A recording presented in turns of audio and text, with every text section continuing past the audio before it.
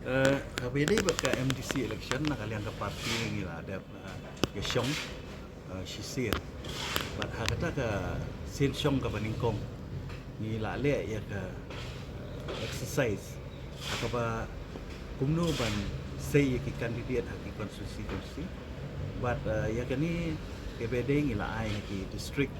bat hamtam haki konstitusi bat kumjuru haki nong yalam nak ki konstitusi hamtam kum ki MLA. Makidon ki konstitusi ki bang idon ki MLA ring idon ki MDC de ya kata ka exercise di la de ble de ka ron ka Baningkong ka baar pa kalong ba ka sinsyong ka baar pa kamot in sa sedang pan identify kamot pan nang itu pa ya ki kandidat haki konstitusi den re ka bakongsan ni kalong ba kam dade e bangin per khore ya election andai ka bakongsan kalong menta kum ka parti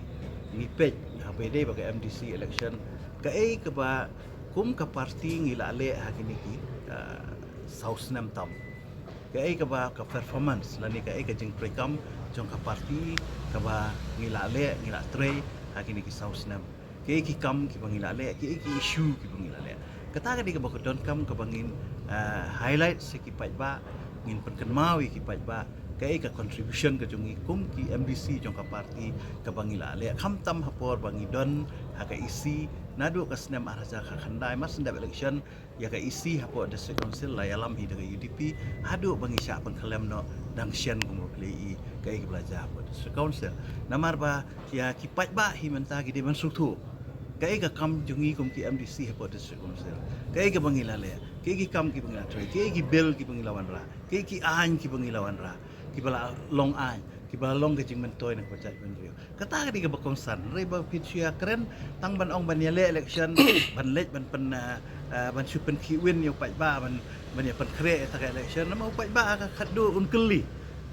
yang ngi pilale ayu kai ga performance ke jongi ki konstitusi kham tam yang ngi ki MDC kai ga contribution ke jongi kai gi scheme ki bungilale kai gi jingerap ki bungilale kata di ke badon kam rengem dei ban pelong emosional ya kini issue ya ki issue lah ni ban pelong emosional ki pat ba bangin ong ba